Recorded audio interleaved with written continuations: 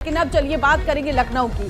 आपको बता दें, जब से रामचरितमानस पर विवाद दिया है स्वामी प्रसाद मौर्य ने, तब से उनका विवादों से नाता जो है वो होता जा रहा है। अब देखिए लखनऊ में क्या हुआ कि एक होटल के बाहर महंत राजू दास और स्वामी प्रसाद मौर्य आमना सामना इनका होता है और इसके बाद महंत दास ये कह रहे हैं कि स्वामी प्रसाद मौर्य के जो समर्थक हैं उन्होंने उनके साथ हाथापाई की। उधर स्वामी प्रसाद मौर्य ने लखनऊ थाने पहुंचकर शिकायत दर्ज कराई है कि तलवार और फरसा से हमला किया है। सागर, बिल्कुल, स्वामी प्रसाद मौर्य अपने बयानों के कारण इस समय सुर्खियों में, बहुत बड़बोले नेताओं की देखिए लिस्ट में भी वो आ चुके हैं। हालांकि कई बार उनके बयानों से सपा ने भी पल्ला झाड़ लिया, लेकिन अब स्वामी प्रसाद मौर्य ये कहते हैं कि हमको जान से मारने का खतरा है, हमको धमकियां मिल रही हैं। लेकिन इस तरह के अनर्गल आरोप क्या ये केवल लगा रहे हैं स्वामी प्रसाद मौर्य या फिर इसमें सच्चाई भी है? अपने सहयोगी से हम जानेंगे। शेखर आनंद त्रिवेदी हमारे सहयोगी फिलहाल जुड़े हुए, उनसे बातचीत कर लेते हैं। शेखर, फिलहाल ताजा अपडेट क्या है? जो स्वामी प्रसाद मौर्य ने बयान दिया है, क्या इन बयानों में कोई सच्चाई है, कोई हकीकत है या फिर ऐसे ही? देखिए, ऐसा है कि जो वीडियो सामने आए हैं, जो तस्वीरें सामने आई हैं, उसमें झगड़ा होता हुआ तो दिखाई दिया है और दोनों ही पक्षों ने अपनी अपनी तरफ से पुलिस के पास शिकायत करने की बात कही है, शिकायत दर्ज कराई है, सिक्योरिटी बढ़ाने की बात कही गई है। जो स्वामी प्रसाद मौर्य हैं उन्होंने सुबह प्रेस कॉन्फ्रेंस भी की और उसमें उन्होंने विस्तार से बताया कि उनके साथ बीते दिन किस तरीके से क्या हुआ, कैसे कैसे मारपीट की कोशिश की गई, उनकी जान का किस तरीके से खतरा है। इसी तरीके से जो महंत राजू दास हैं उन्होंने भी अपना पक्ष रखा है, उन्होंने भी अपनी बात रखी है और ये कहा है कि जिस तरीके की बातें हो रही हैं ये सनातन और हिंदू धर्म के खिलाफ हैं। 100 करोड़ लोग हिंदुस्तान का जो हिंदू संवर्ग है वो उनके साथ में है।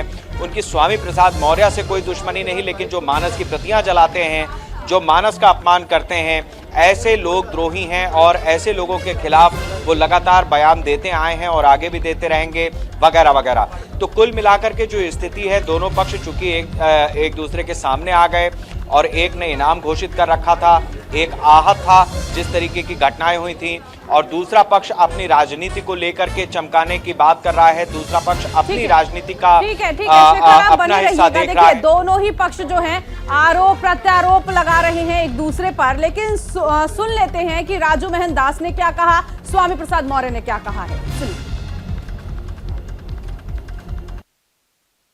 इस देश की महिलाओं, आदिवासियों, दलितों और पिछड़ों के सम्मान की बात क्या उठाई।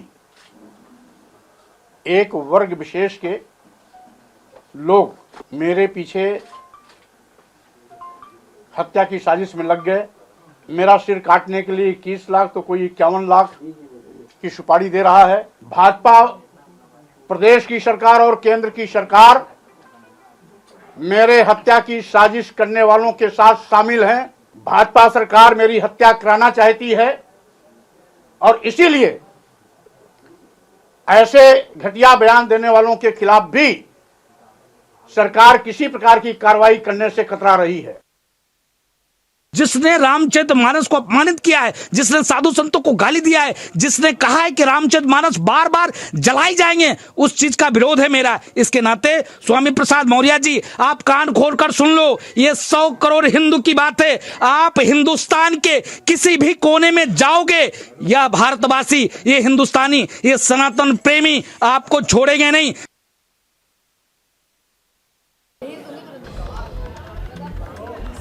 चलिए, मैं शेखर, आपने दोनों की बातें सुनी, लेकिन यहाँ पर सबसे अहम चीज है कि स्वामी प्रसाद मौर्य दरअसल ये कह रहे हैं कि जब से मैंने गरीबों की, पिछड़ों की आवाज उठाई है, तभी से हत्या की साजिश रची जा रही है। और इसके साथ एक बड़ा आरोप वो ये लगा रहे हैं, वो कह रहे हैं कि दरअसल राज्य सरकार जो है वो उनकी हत्या कराना चाहती है, इसीलिए उनका गला काटने वालों ने, जिन्होंने इनाम की घोषणा की है, उनका साथ दे रही है।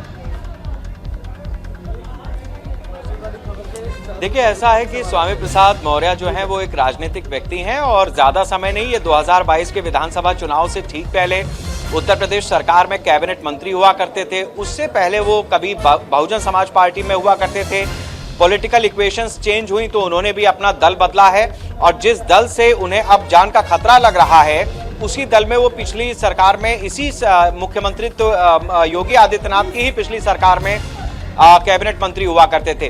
कुल मिलाकर के स्थिति ऐसी है कि जिस तरीके से ये बात कही गई है, जिस चौपाई का जिक्र हो रहा है और गरीबों और पिछड़ों की बात हो रही है, विपक्ष की असल में चूलें यूं हिली हुई हैं 2014 से कि जैसे ही अलग अलग जातियों में बटा हुआ जो हिंदू समाज था, 2014 के बाद से बीजेपी ने ऐसा काम किया जिसकी वजह से उसने जातियों को अलग अलग छोड़ते हुए एक समाज यानी हिंदू समाज को संगठित किया और उसका एक बड़ा वोट बैंक तैयार हुआ, जिसकी वजह से उसको हराना फिलहाल विपक्षी दलों के सामने एक बड़ी चुनौती बना हुआ है।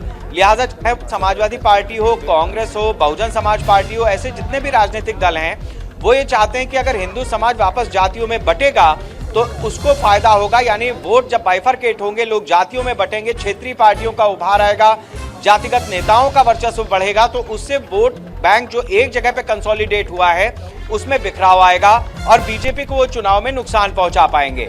जहां तक रही बात मानस के अपमान की, तो दूसरी एक तरफ स्वामी प्रसाद मौर्य का बयान है, राजू मोहनदास से उनका झगड़ा है। शेखर, ये समझने की जरूरत है कि जो कहा गया है स्वामी प्रसाद मौर्य की ओर से, लगातार जिन पंक्तियों का जिक्र किया गया उसमें ऐसा कुछ लिखा ही नहीं गया है जो वो दिखाना चाहते हैं। चलिए, बहुत शुक्रिया इस तमाम जानकारी के लिए, जुड़ने के लिए।